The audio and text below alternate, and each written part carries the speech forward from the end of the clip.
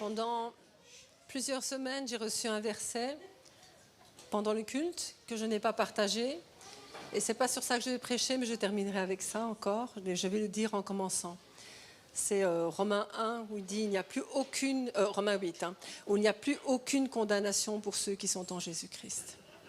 C'est comme s'il positionnait un socle là, ceux qui sont ancrés en lui, il n'y a plus de condamnation. Il veut qu'on l'entende pour pouvoir aller plus loin. Et durant cette semaine, la semaine passée, bien sûr, Christophe a prêché. Et j'avais déjà préparé des choses dans mon cœur. J'avais 2 messages en préparation dans mon cœur. Un que je ne peux pas donner pour l'instant, donc ça c'est OK avec le Saint-Esprit. Et l'autre, il m'a divulgaché, tu dis, il m'a spoilé mon message, enfin en partie. Et puis je me disais, ah mince, encore une fois, c'est toujours la même chose ici. Me voilà sans rien, enfin, façon de parler.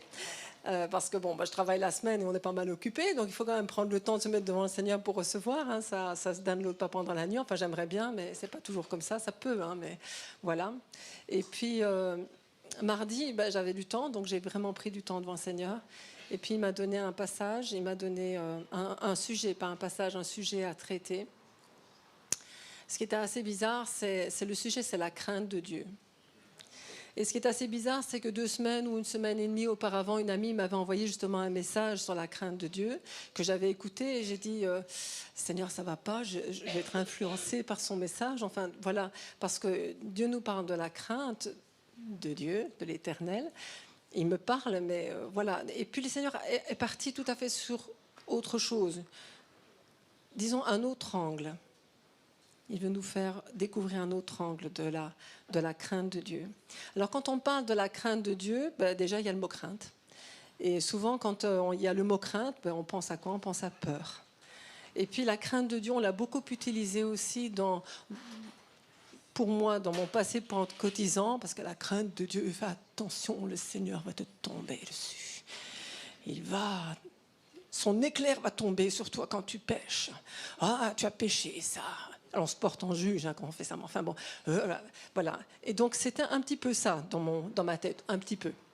Bon, les choses ont fortement évolué pendant les années, mais la crainte de Dieu, c'est quelque chose de différent. Et le Seigneur voudrait qu'on en parle parce qu'il voudrait nous amener plus loin. Parce que ce matin, il nous parle de son amour.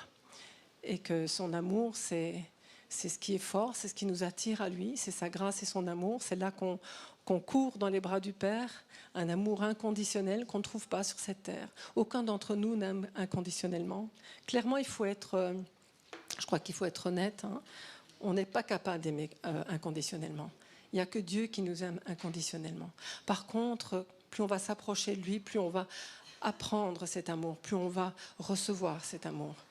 Mais personne n'aime inconditionnellement. On a tous nos préférés, on a tous des gens avec qui on s'entend mieux. Il y a toujours des gens avec qui on préfère être. Puis il y a des caractères qui nous agacent. Enfin, moi en tout cas. Moi, parfois, il y a des gens, ils m'agacent dans leur façon d'être. Et je dois demander grâce, Seigneur, montre-moi comment la personne est. Les gens prophétiques, ça, c'est même pas mon introduction, mais c'est quelques petites réflexions comme ça. Les gens prophétiques, on reçoit beaucoup de choses, on voit des choses. Parfois, on voit des choses qu'on ressent des atmosphères. On ressent des atmosphères qui sont parfois négatives. Ou bien on est à côté de quelqu'un, on ressent quelque chose de négatif dans sa vie. On reçoit une parole de connaissance, etc. Et parfois, je dis parfois, je ne mets pas tout le monde dans le même panier, on juge. Et le Seigneur nous amène à ne pas juger, parce que souvent on doit demander au Seigneur, mais montre-moi dans la personne ce qu'il y a de bon. Et je vais vous rendre un témoignage, parce que je veux me rendre vulnérable devant vous. C'est une chose que j'ai eu beaucoup de mal à faire pendant tout un temps, parce que on m'a beaucoup pilonné. Mais je crois que Dieu veut qu'on soit clair et qu'on soit honnête. Il n'y a pas si longtemps que ça, je ne dirai pas la personne, j'ai vu quelque chose sur une personne et j'ai fait... Où est-ce qu'elle est, Sarah? J'ai fait ce que Sarah a dit de ne pas faire. Parce que moi, quand je viens au culte, je dis, Seigneur, tu parles à mon cœur. Quand j'entends un message, je ne dis pas, Seigneur, ce message, il est pour un tel. Ouh, merci, Seigneur. Non, je dis, ce message, il est pour moi. Et ce message n'était pas là, mais je l'ai écouté.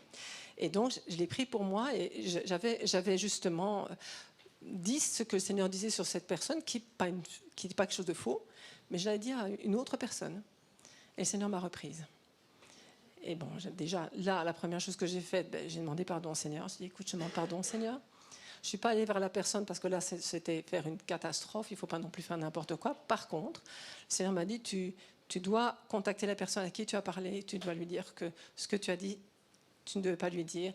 Et tu dois lui dire ce que moi, je vois sur cette personne. Parce qu'il m'a montré aussi le cœur de la personne. Et donc, il a montré combien son cœur était aimant, combien son cœur aimait Dieu, et combien il voulait avancer, etc. Donc, j'ai fait ça et j'ai été reprise. Et donc maintenant, je vais être plus attentive. Je pense que c'est ça. Quand on écoute un message, quand on écoute une parole prophétique, on doit se l'appliquer d'abord à soi et puis après, ça s'applique aux autres. Mais chacun pour soi, dans ce cas-là, chacun pour soi. Parce que notre vie chrétienne, c'est... mon mari est là, ma vie chrétienne ne dépend pas de lui. C'est mieux quand on vit les mêmes choses. Mais ma vie chrétienne, c'est moi avec Dieu. C'est nous deux. Bon, je vous ai dit que j'allais vous parler de la crainte de Dieu, donc on y va. Alors, clairement, quand on parle du mot crainte, souvent on entend ce mot peur. Voilà, on ne le met pas dans la même boîte qu'amour. C'est ça. L'homme a une tendance à cloisonner les choses. On met des boîtes. Il y a une boîte amour. On essaie de mettre Dieu en boîte. De toute façon, ça c'est typiquement humain.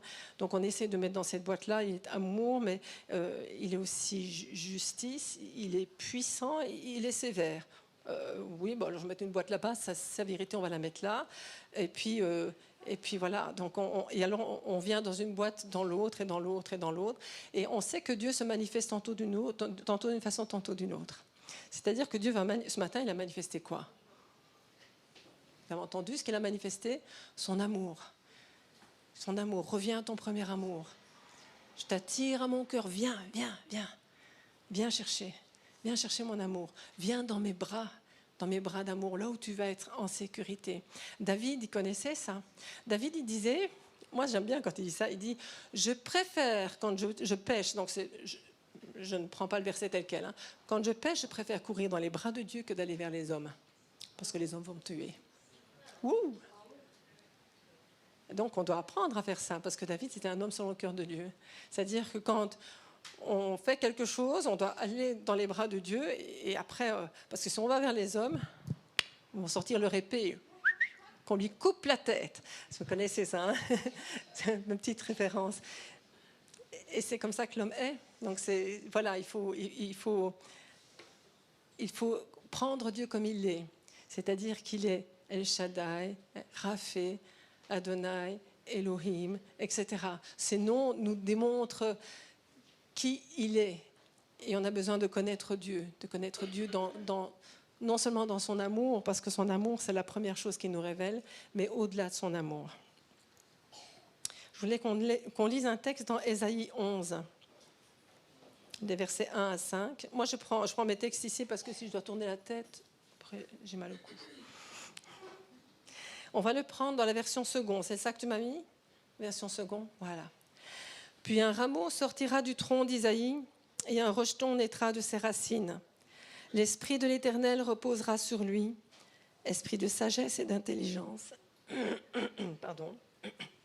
Je recommence. Esprit de sagesse et d'intelligence, esprit de conseil et de force, esprit de connaissance et de crainte de l'Éternel. Il respirera la crainte de l'Éternel. Là, il est parlé de Jésus. Il respirera la crainte de l'Éternel. Il ne jugera point sur l'apparence, c'est ce qu'on vient de dire. Il ne prendra point sur un dire, parce que quand on va vers Dieu, il ne juge pas sur l'apparence, sur ce qu'on montre aux hommes, mais il juge par rapport à notre cœur. C'est lui qui jauge notre cœur, notre sincérité. Mais il jugera les pauvres avec équité, il prononcera avec droiture sur les malheureux de la terre. Il frappera la terre de sa parole comme une verge, et du souffle de ses lèvres, il fera mourir le méchant. Ouh. La justice sera la ceinture de ses flancs, et la fidélité la ceinture de ses reins. Et dans ce passage, on voit qu'à un moment donné, il parlait de l'esprit de connaissance et de crainte de l'Éternel, qui est un esprit on les met par paire, connaissance et crainte de l'Éternel, et il respirera la crainte de l'Éternel. Et dans la Semeur, c'est traduit différemment, et c'est cette traduction sur laquelle je voudrais démarrer, sur la crainte de l'Éternel. Tu le mets la Semeur? Tadam. C'est bon? Un rameau poussera sur le tronc d'Isaïe, un rejeton naîtra de ses racines et portera du fruit. L'Esprit de l'Éternel reposera sur lui, et cet esprit lui donnera le discernement. la sagesse, le conseil et la force. Et là, on s'arrête là-dessus. Et il lui fera connaître l'Éternel et s'attacher à lui.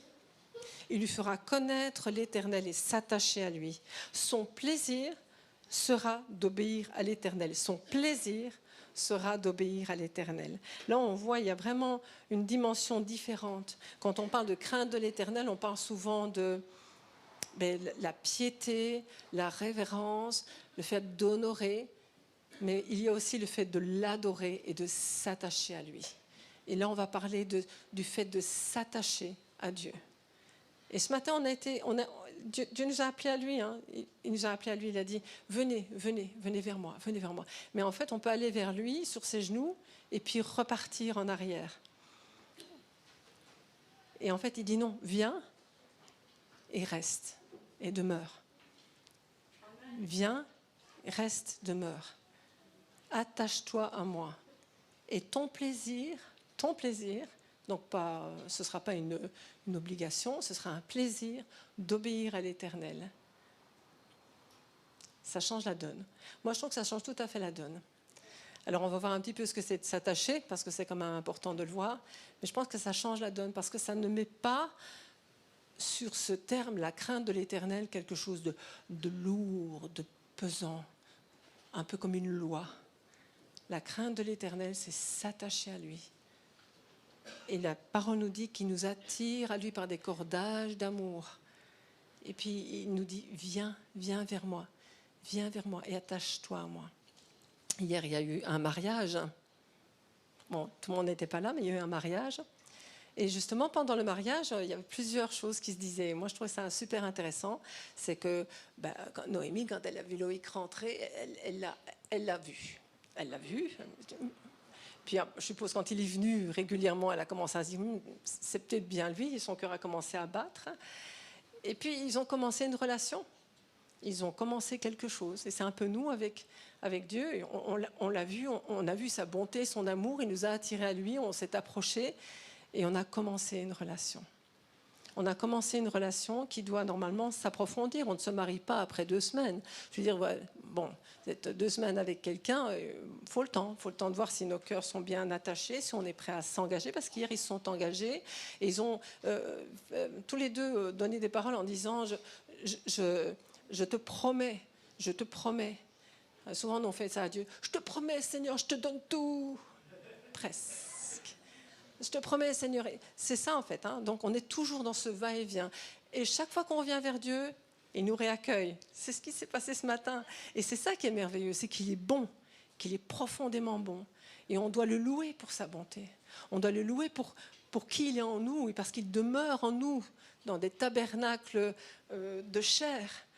Son esprit demeure en nous. Viens, Saint-Esprit, merci, Saint-Esprit, d'être là. Moi, je dis souvent, maintenant, une de mes amies nous a parlé comme ça, elle dit, dites merci au Saint-Esprit d'être en vous. Louez-le pour ça. Dites-lui merci. C'est un honneur. Je suis là. Il y avait l'arche de l'Alliance. Il y en a un qui a voulu la toucher, il est mort. Et moi, tu es en moi. Et voilà, pour l'instant, tu as cette place-là, on va dire. Hein. Au début, on a une petite place. Et puis, petit à petit, quand on s'approche de plus en plus de lui, il prend de plus en plus de place.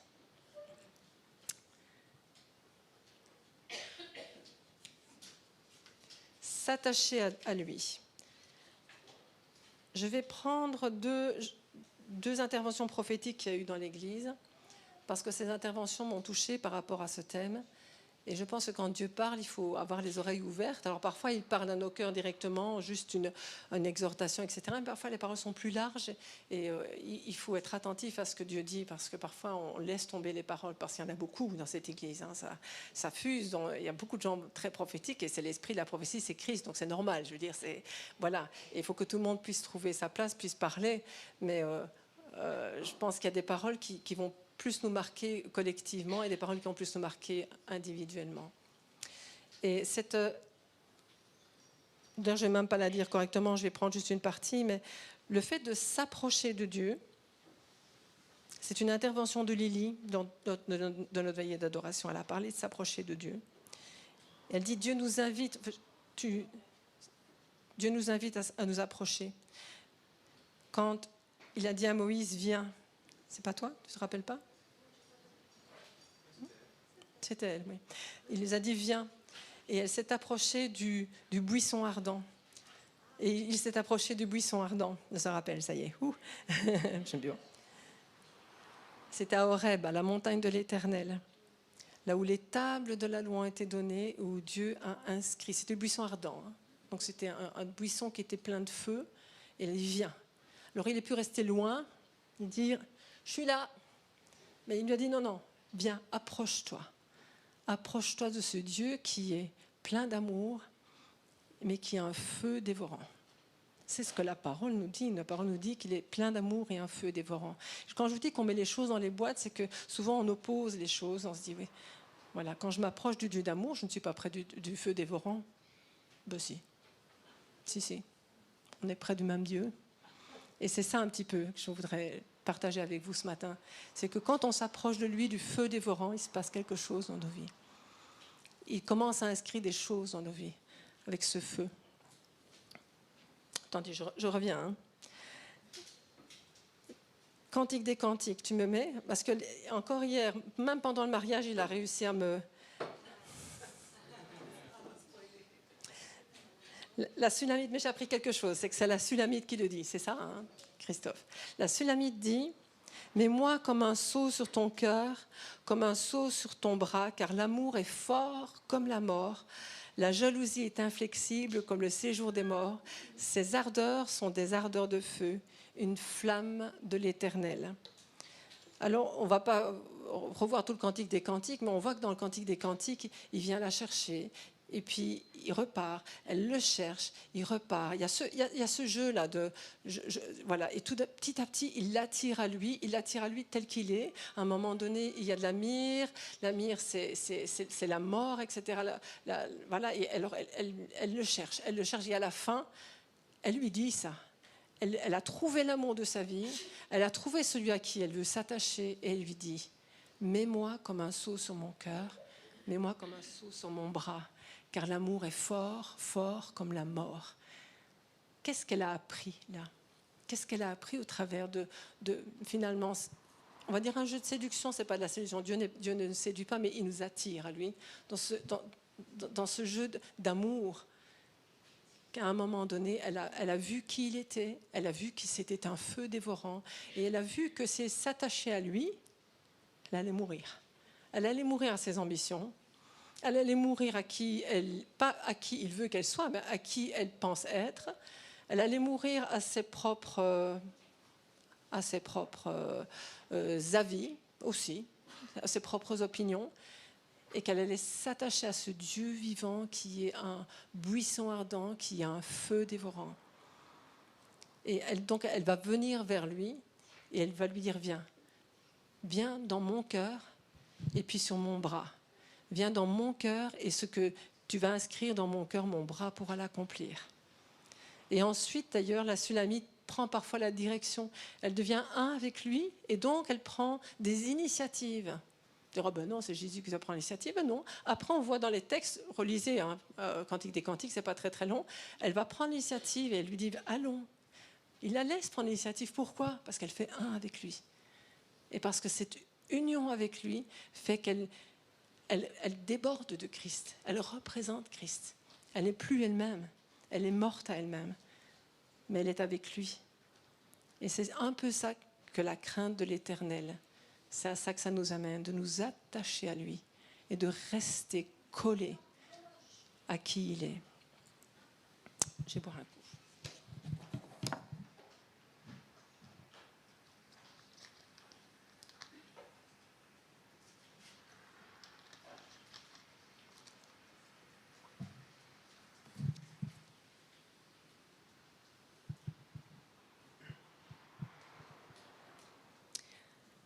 Ces temps-ci, Dieu nous lance une invitation, et on en a parlé, là, ça a été donné, c'est monte au-dessus, monte au-dessus de tout, finalement de ce que tu vis ici, monte. Moi, ce que je dirais, c'est montons à la montagne d'adoration, montons à Horeb. Il y a eu une invitation à monter à Horeb, et il y en a un qui y est allé, et je dois vous dire, ça devait être effrayant, parce qu'il dit c'était effrayant. Il se passait des choses, c'était effrayant, parce que Dieu se montrait sous ce jour-là, le tonnerre, les éclairs, Dieu puissant, parce que Dieu est puissant. Il est saint. On l'a chanté la fois passée, saint, saint, saint. Donc sa sainteté, elle resplendit. Et il nous invite à monter à la montagne. Alors on peut s'arrêter en chemin, ou on peut dire non, vas-y Christophe, pour moi, va adorer pour moi, puis tu me donneras une parole et puis moi je retourne avec. C'est un petit peu ça, hein. Ça peut être pareil ici, ça peut être pareil. Monter à la montagne, c'est aller voir le Dieu vivant et l'adorer, c'est-à-dire s'attacher à lui, voir qui il est et dire je veux m'attacher à toi, je m'abandonne, aujourd'hui encore je m'abandonne. Je te donne ma vie, on l'a chanté, hein. Je veux te connaître plus, je veux savoir ce que tu penses, je veux savoir ressentir ton cœur pendant qu'on fait ces choses. Qu'est-ce que tu nous dis? Est-ce que tu es heureux avec nous? Est-ce qu'on est bien ensemble? Qu'est-ce que tu veux qu'on fasse maintenant? Est-ce qu'on fait la guerre ensemble? On fait la guerre. Est-ce que tu veux qu'on console un tel ensemble? On console. Vous voyez, ça peut partir dans plein de directions, mais connaître son cœur, être des Christ vivants, des représentations de Christ vivant, une église où les gens voient l'amour de Christ, voient la sainteté, des gens qui se mettent à part, qui sont différents. Dans la mise à part, je voulais aussi, on va lire Matthieu 6, 21-24.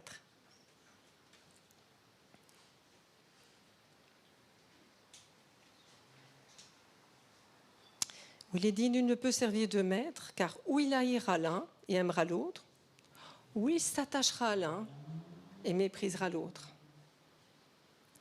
Ici, il est fait référence à Mammon, mais on peut mettre n'importe quoi. Il est également parlé d'attachement. Tu ne peux pas t'attacher à Dieu et t'attacher au reste. Ils sont entre les deux. Et donc, qu'est-ce qui se passe? C'est encore une parole prophétique qu'on a reçue. Tu danses devant l'Éternel, mais tu es attaché. Je disais, Seigneur, tout est là. Tout est là parce que les gens viennent, ils donnent des paroles prophétiques, et puis c'est exactement ça. Mais c'est ça. Ça veut dire que quelque part, notre attachement... Mais moi, je parle, hein. Là, je me parle. Hein. Soyons clairs. Je parle à ma vie aussi. Hein. Mais où est notre attachement? À quel point sommes-nous attachés à lui? À quel point sommes-nous capables de laisser ce qu'il nous demande de laisser derrière? Alors, j'ai employé le mot exprès, hein, capable. Est-ce que c'est comme ça que ça fonctionne? Aussi. Si on s'approche de lui qui brûle, c'est lui qui le fait, parce qu'on est tout près. Et c'est vraiment ça que je voulais vous dire. Il y a une invitation solennelle à s'approcher du cœur de Dieu, parce que là, c'est lui qui va brûler vos liens, qui va les faire exploser. C'est lui qui va... Il va vous montrer, hein, donc vous allez confesser. Bon, c'est appliquer la parole, quoi. Hein. Voilà Isabelle, t'as parlé, t'as mal parlé, t'aurais pas dû. Ok, Seigneur. Je vais continuer mon témoignage. Je te demande pardon, Seigneur. Je reçois le pardon parce que je sais qu'il me pardonne. Je sens dans mon cœur, j'ai plus de mal à me pardonner moi-même que lui, il me pardonne. Déjà, vous voyez, ma nature, hein, la nature de l'homme. J'ai du mal à me pardonner. Je me suis mordu les lèvres. Je me dis, mais enfin, Isa, franchement, quoi. Tu t'es fait avoir comme un bleu et ça m'a suffi plusieurs jours où à un moment, j'ai dû dire, Seigneur, s'il te plaît, donne-moi ta paix parce que je sais que tu m'as pardonné. Alors, par contre, il y a parfois des conséquences à ce qu'on fait, à ce qu'on dit. Et ces conséquences, elles peuvent être désastreuses et on ne pourra pas mettre la main devant. On peut lui demander, s'il te plaît, minimise. Mais... Et c'est ça qu'on doit apprendre, à très vite réagir à ce que l'Esprit de Dieu nous montre. Et puis on va être proche de lui, plus vite il pourra nous dire, arrête. Arrête. Là, tu es en train de... Tu te trompes, là. Tu prends le mauvais chemin. Arrête. Puis on va être proche de son cœur et plus facilement on reconnaîtra son chut, soit tais-toi ou avance ou fais ça ou ne fais rien. Il y a des moments où il nous demande de rien faire, on fait rien. On va entendre, on va comprendre. Et c'est cette proximité qu'il recherche avec chacun d'entre nous.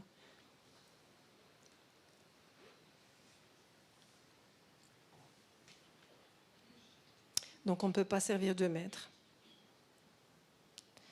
On doit s'attacher à l'un et mépriser l'autre. Quelque part, c'est ça aussi, on doit mépriser notre nature pécheresse. On doit commencer à se dire, mais voilà, elle ne me sert à rien. Elle ne me sert à rien. Quand on est dans cette nature-là, on fait des dégâts pour nos vies, dans la vie des autres. C'est le bazar. Et l'église que les gens voient de l'extérieur, c'est une église où il n'y a pas l'amour qui se dégage. Il n'y a pas l'harmonie qui devrait se dégager. L'église doit devenir une église triomphante et puissante. Et on ne peut être triomphant et puissant qu'en Jésus. Que quand on a retrouvé son premier amour, je vois le minois de retrouver son premier amour et qu'on s'installe dans son premier amour. Mais qu'on laisse cet amour, qu'on découvre qui il est. Maintenant, ils viennent de se marier, ils sont tout feu, tout flamme. On va prendre l'exemple, hein. Ils sont tout feu, tout flamme. Pour l'instant, Loïc, c'est le plus beau, c'est le plus fort, c'est le voilà, vous voyez. Et ce premier amour, pour nous, avec Jésus, il doit rester comme ça. Et quelque part, il va rester comme ça parce qu'il est le plus beau, parce qu'il est le plus fort, parce qu'il est le plus compatissant, parce qu'il est le plus puissant, enfin, il est tout ça. Et il le demeure. Tandis qu'avec les hommes, après, on doit apprendre à vivre ensemble. Et il y a des moments, je ne peux même pas donner d'exemple. Ça fait tellement longtemps qu'on est ensemble avec Didier que il y a plein de choses il y a plein d'eau qui sont passées sous les ponts, mais des trucs qui peuvent vous agacer, quoi. Je sais pas. Je crois qu'il est parfait, donc voilà.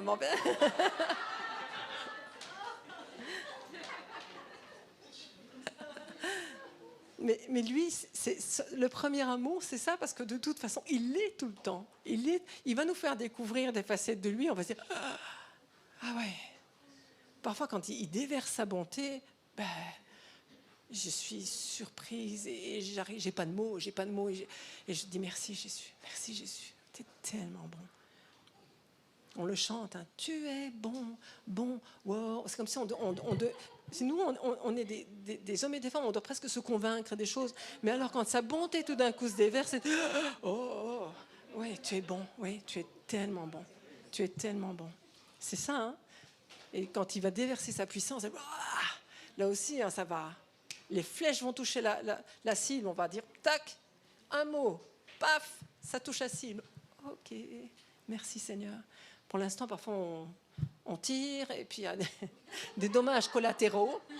On a tiré, voilà. Non, mais c'est vrai. Mais écoutez, c'est la vérité. Je pense qu'on doit être vrai. Je pense qu'il cherche un peuple qui va marcher près de son cœur, dans la sainteté et vraiment proche de lui.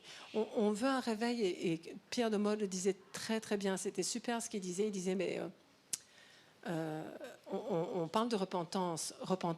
Confession et repentance sont deux choses différentes. On peut confesser les péchés d'une communauté, parce que je fais partie de la communauté, mais la repentance, c'est mon cœur qui doit changer, et puis c'est aux autres dans la communauté à marcher dans la repentance aussi. Donc il y a ça. Et il disait, mais parfois, quand le réveil vient, et presque toujours, il disait, il y a un vent de repentance qui... Et quand ce vent de repentance-là vient, on est tous sur nos genoux, hein. Et on est tous sur nos genoux parce que c'est un vent de repentance, parce que Dieu se manifeste collectivement et il se passe quelque chose. Mais souvent là, je pense qu'il y a des cœurs qui le cherchent et qui disent, on veut te connaître plus. On veut te chercher. On vient chercher qui tu es. Peu importe si ça brûle, peu importe si ça me fait mal quand ça brûle, parce que ça fait mal quand ça brûle, mais j'y vais. Deuxième parole prophétique, j'en ai promis deux. Hein. Donc, la deuxième, c'est la parole qui a été donnée par Franca la semaine passée. Si je ne me trompe, c'était une épée qui était au-dessus d'une montagne. Et l'épée n'était pas vers le bas, mais la lame vers le haut. Et sur l'épée, il y avait un aigle. Et ce qui l'étonnait, c'est que l'aigle, comme l'épée avait l'air très aiguisée, dans ta vision, c'est bien cela, l'épée était très aiguisée. C'est étonné qu'il ne soit pas coupé, qu'il ne rentre pas dedans. Enfin, vous voyez ce qui... J'ai bien vu l'image. Et ça, c'est important aussi. Pourquoi il arrive à tenir là? Pourquoi il arrive à tenir au-dessus de cette épée, qui est la parole de Dieu, qui est là, qui est tranchant, comme disait Christophe, à double tranchant. Elle entre dans ta vie et puis vers l'extérieur. Peut-être parce qu'elle est proche du cœur de Dieu, qu'il l'a laissé. Il a dit, ok, vas-y. Je vous rends un témoignage encore. J'étais il y a 2 ans maintenant, je pense. Ça fait 2 ans qu'on a fait un séminaire avec Fabienne Ponce et on parlait de choses et d'autres. Et pendant ce séminaire, c'était beaucoup de l'intimité, beaucoup de temps de louange. Presque tout le séminaire, on rentrait dans la louange et j'entendais séparer, séparer, séparer. Et puis je sentais comme une épée qui me rentrait dans les entrailles. Et ça faisait presque mal, je veux dire, parce que physiquement, non, mais je sentais quelque chose qui rentrait dans mes entrailles. Et c'était comme si Dieu disait, il est temps maintenant, choisis, choisis, choisis, séparer, séparer, séparer. C'est saint, saint, saint. Sanctification, sanctification, sanctification. C'est un chemin. Et il disait, entre dans la... Sépare-toi. Et depuis lors, je marche. Je ne suis pas encore arrivée, les gars. Mais je marche. Cette parole m'a marquée parce qu'elle m'est revenue plusieurs fois. Je savais qu'elle m'était destinée. Mais je pense qu'elle est destinée à chacun d'entre nous, où Dieu nous dit, séparer, séparer, séparer. Il est en train de séparer ce qui est vil de ce qui est saint pour avoir de l'espace, pour se poser en nous. Ce n'est pas le dimanche qu'on va uniquement vivre Christ, c'est tous les jours. On doit pouvoir rentrer dans un lieu et les gens doivent être dérangés par la présence de Christ, ou guéris, ou... On a dit ça, hein, ça va se faire comme ça. Ben oui, parce que la présence de Dieu sera tellement en vous, l'équipe là, mais tout le monde, hein, mais voilà, que ça va déborder, c'est impossible. C'est important que les gens vous disent, t'es pas comme tout le monde, toi. Ça veut dire quelque chose. C'est déjà qu'on n'est pas caché sous le boisseau, on n'est pas caché. Ou alors il y a un petit peu de lumière qui passe, tu vois. Et ce qu'il faut, c'est que toute la lumière sorte. C'est qu'on soit des gens différents. Différents dans nos attitudes, différents dans nos comportements, différents dans nos conversations, différents. Conformes à Christ. Entrer dans cette dimension-là. La montagne est le symbole du lieu de la rencontre entre Dieu et les hommes. On va reparler d'Horeb, toujours Horeb. Là où il a rencontré Dieu, là il y a le buisson ardent, mais également, si je me trompe, les tables de la loi, c'était Horeb aussi. La montagne de Sainte. L'aigle représente l'esprit de prophétie, mais l'esprit de prophétie, c'est le témoignage de Christ. C'est ce qu'il nous est dit dans Apocalypse. L'esprit de prophétie, c'est le témoignage de Christ. Donc là, ça représente l'aigle qui est là. L'épée représente la parole qui retranche tout ce qui nous sépare de lui. Et on va prendre Apocalypse pour confirmer l'épée et ensuite on va prendre un autre texte. Un des premiers textes que j'ai appris avec Pierre Beumier. D'abord Apocalypse 1, 12, 16. Je me retournai pour connaître quelle était la voix qui me parlait. C'est Jean qui dit ça. Et après m'être retourné, je vis 7 chandeliers d'or, et au milieu des 7 chandeliers, quelqu'un qui ressemblait à un fils d'homme. Quelqu'un qui ressemblait à un fils d'homme. Il ne faut pas oublier que Jean était quand même celui qui posait sa tête sur le cœur de Jésus pendant qu'il était sur terre. Vêtu d'une longue robe, ayant une ceinture d'or sur la poitrine. Sa tête et ses cheveux étaient blancs comme de la neige, comme de la laine blanche. Attendez, sans lunettes, ça ne marche pas, vous voyez, c'est pour ça que j'aimais. Comme de la neige, ses yeux étaient comme des flammes de feu, des flammes de feu qui transpercent. Ses pieds étaient semblables à de l'airain ardent, comme s'il eût été embrasé dans une fournaise. Toujours le feu, toujours le feu, toujours le feu du fondeur, toujours l'endroit où on est brûlé. Et sa voix était comme le bruit de grandes eaux. Il avait dans sa main droite 7 étoiles, et de sa bouche sortait une épée aiguë à 2 tranchants. Et son visage était comme le soleil lorsqu'il brille dans sa force. Ça veut dire qu'il n'arrivait pas à le regarder tellement il était saint, tellement il était lumineux, tellement il était brûlant. Mais il voyait quand même qu'il y avait une épée qui sortait de sa bouche. Cette fameuse épée qu'on voit dans le texte suivant, qui est Hébreux 4.12, qui est cette épée à double tranchant.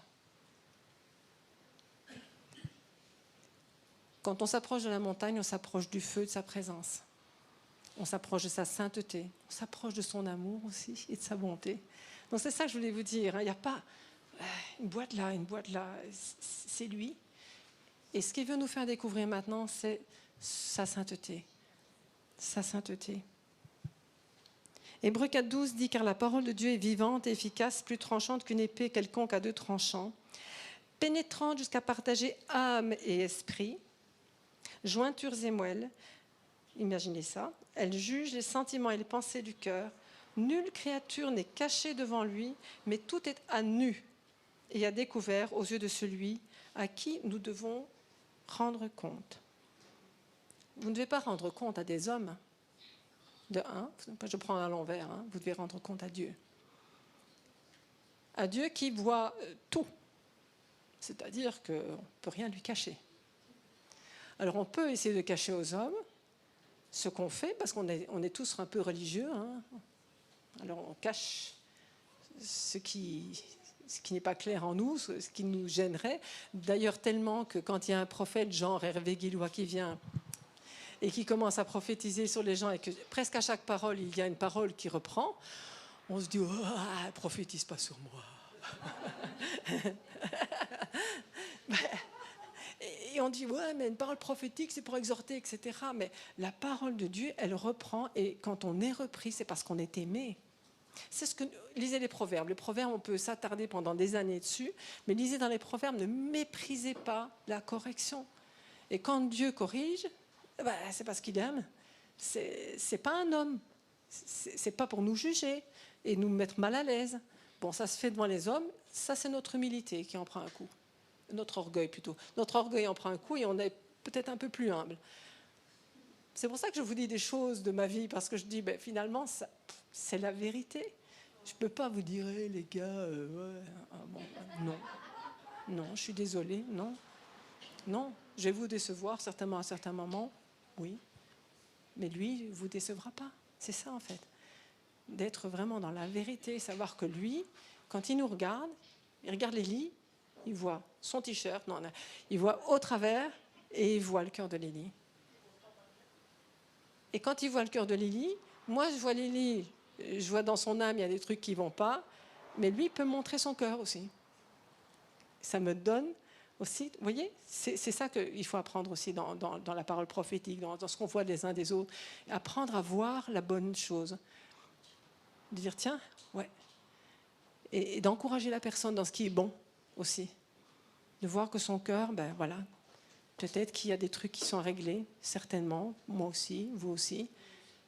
Mais Dieu, il voit notre cœur et il veut qu'on aille plus proche de lui. Et donc, il veut brûler les choses qui ne sont pas en lui. Et donc, il vient comme un chirurgien avec son épée. Je ne sais pas comment elle est, son épée. Moi, je ne l'ai pas vue. Jean l'a vue, moi, je ne l'ai pas vue. Jean ne l'a pas reconnue. La preuve que le Dieu dont on parle, souvent, on a besoin de le découvrir parce qu'on a besoin de découvrir qui il est et qui nous laisse entrer dans plus de profondeur, dans des choses qui vont peut-être nous choquer. Parce que la Bible nous dit aussi que Dieu, il est tout autre. C'est l'Éternel. Elle est lionne, le plus haut. Ses voix sont bien au-delà de nos voix. Il est au-delà. Et il n'est pas homme, il est différent. Et à tes souhaits. Et dans la différence, on va le découvrir. On va le découvrir. On va entrer dans les profondeurs. Alors, ce que je vous encourage à faire, c'est que dans les temps d'adoration, on court dans ses bras. On court vite dans ses bras. Et puis on dit, voilà, je viens me mettre près de ton cœur maintenant. Plus, attache-moi à toi. Que je sois... Aide-moi à être attaché à toi. Parce qu'on a besoin de son aide. Aide-moi à être attaché à toi. Aide-moi à rester près de ton cœur. Proche de toi, de qui tu es. Dans toutes tes dimensions, dans tout ce que tu es, dans toute ta différence. Fais-moi découvrir qui tu es.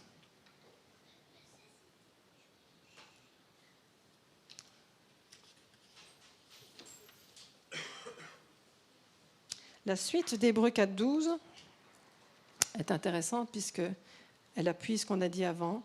Ainsi, puisque nous avons un grand souverain sacrificateur qui a traversé les cieux, Jésus, le Fils de Dieu, demeurons fermes dans la foi que nous professons, car nous n'avons pas un souverain sacrificateur qui ne puisse compatir à nos faiblesses, étant pleinement Dieu et pleinement homme. Au contraire, il était tenté comme nous en toutes choses, sans commettre de péché. Approchons-nous donc avec assurance du trône de la grâce, que nul ne se prive de la grâce de Dieu. Pourtant, là, on parle de la crainte de Dieu, donc Dieu va nous approcher, nous faire approcher de lui, de ce feu dévorant qui va nous mener à la sainteté.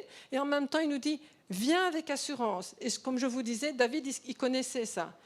J'ai péché, je ne vais pas aller vers les hommes, je vais aller vers Dieu. Parce que lui, je sais qu'il m'aime. Lui, je sais comment il m'aime. Les hommes, voilà, il voulait le tuer, et puis bon, voilà. C'est toute une histoire.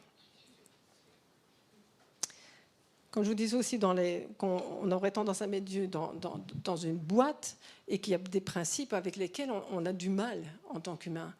Pleinement Dieu, pleinement homme. Quand est-ce que tu étais pleinement l'un et pleinement l'autre, Seigneur ? Moi, je pose plein de questions, Seigneur. Ça m'a poursuivi. Tu as parlé du psaume 22. Et moi, j'ai vécu quelque chose par rapport au fait que Jésus a dit « Pourquoi m'as-tu abandonné ?» J'avais des esprits d'abandon terribles sur ma vie, qui étaient des esprits générationnels. Et j'ai entendu cette parole. Comme on le dit, Élie, Élie, hein, je ne vais pas dire le terme, « Pourquoi m'as-tu abandonné ?» Et ça m'a guéri profondément. Je me rappelle, on était dans notre école de réconciliation. Et quand j'ai entendu cette parole dans mon esprit, je me suis effondrée. Il y a quelque chose qui s'est brisé. Et ces liens qui étaient sur moi, ils ont sauté. Pleinement Dieu, pleinement homme à ce moment-là.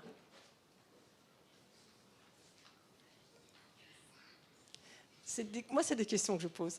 Je dis, Seigneur, mais si tu étais pleinement Dieu, tu ne peux pas être abandonné. Mais si, quand tu es dans ta pleine humanité, si. Parce qu'il a tout porté pour nous. Donc il a tout connu, il a été comment je vais dire, tenté, mais pas seulement. Il a tout connu, il a tout porté sur la croix. Et il a porté mon abandon sur la croix. Et c'est ça que j'ai compris à ce moment-là. Et là, ça m'a... C'était une parole, comme on dit, une parole réma, quelque chose à l'intérieur de moi, mais qui a brisé une résistance. J'étais toujours dans l'excuse. Excusez-moi d'exister. Excusez-moi d'être là. Prenez ma place. Et c'est encore en chemin, ça. Parce que ça, c'est un truc qui vous poursuit, parce que c'était à plusieurs niveaux qu'il y avait l'esprit d'abandon sur ma vie. On me disait, il y a un tel esprit d'orphelin sur toi. Et quand on me disait ça, bon, bah, après, hein, voilà, on va y aller. Et cette parole-là, dans mon esprit, a fait l'œuvre dans les profondeurs. Amen. On a quelqu'un qui réagit. Je voudrais me donner la conclusion. Je ne sais pas. Je sais que c'est une prédication prophétique et que je suis partie dans tous les sens, mais ce n'est pas grave. Essayez de me suivre un petit peu. On va terminer par la conclusion. Ésaïe 29, 13. C'est quelque chose d'un peu négatif, mais on va revenir à la première parole que je vous ai donnée tout à l'heure. Le Seigneur dit, quand ce peuple s'approche de moi, il m'honore de la bouche et des lèvres, mais son cœur est éloigné de moi. Et la crainte qu'il a de moi n'est qu'un précepte de tradition humaine. Donc on peut avoir de la crainte de l'Éternel qui n'est qu'un précepte. On a une apparence de piété, mais on en renie ce qui fait la force. Et la force est Christ. La crainte reproduite par nos actes religieux, Dieu ne les aime pas. Il les rejette. Il n'en a rien à faire. Mais un cœur qui s'approche de lui dans l'humilité, parce qu'il y a vraiment cette notion d'humilité et d'obéissance. Il y a plusieurs notions que je n'ai pas développées, mais l'humilité, l'obéissance. Plus on va s'approcher de lui, plus on va être purifié, mais plus on va obéir à ce qu'il nous demande. Et on va entrer dans autre chose.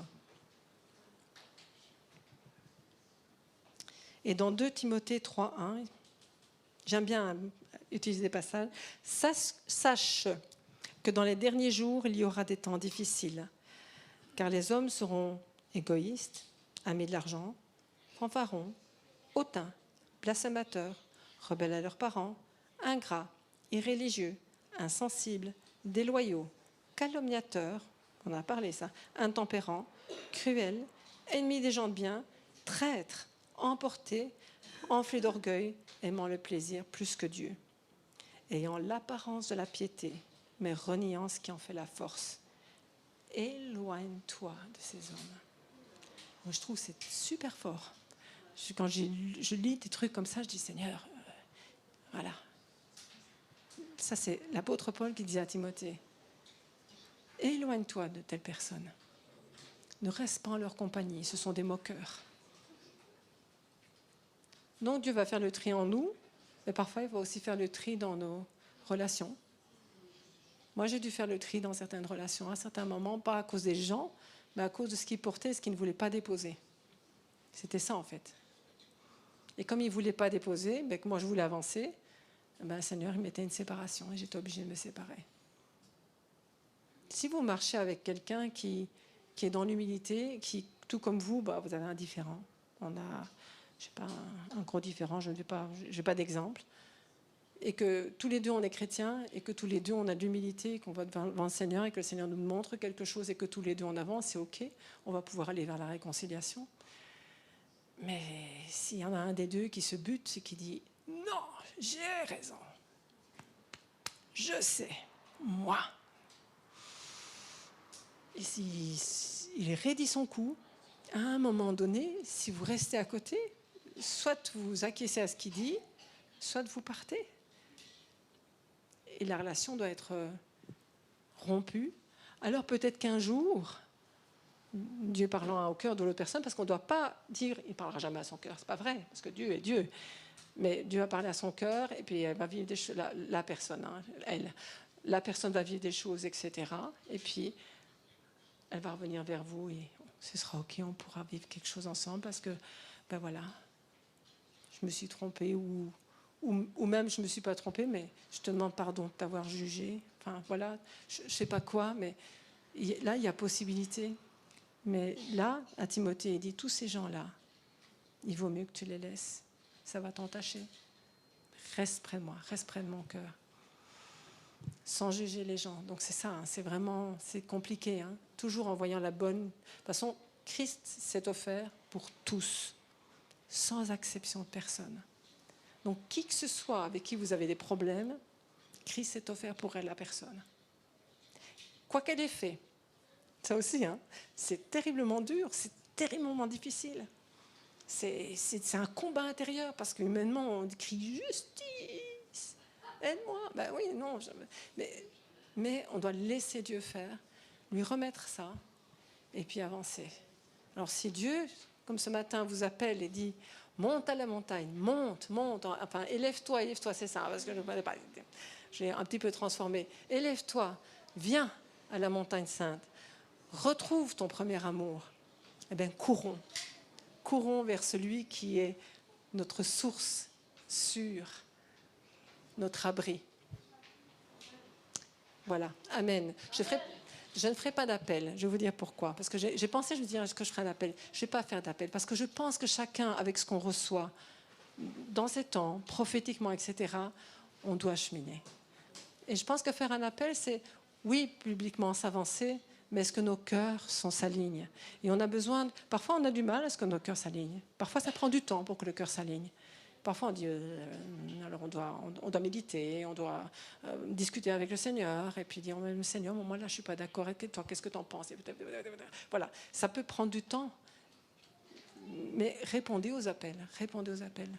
Soyez prompts à répondre à ce que Dieu vient de dire, parce qu'on va monter à la montagne, on va y monter seul et on va y monter ensemble, et il va se passer des choses. Amen.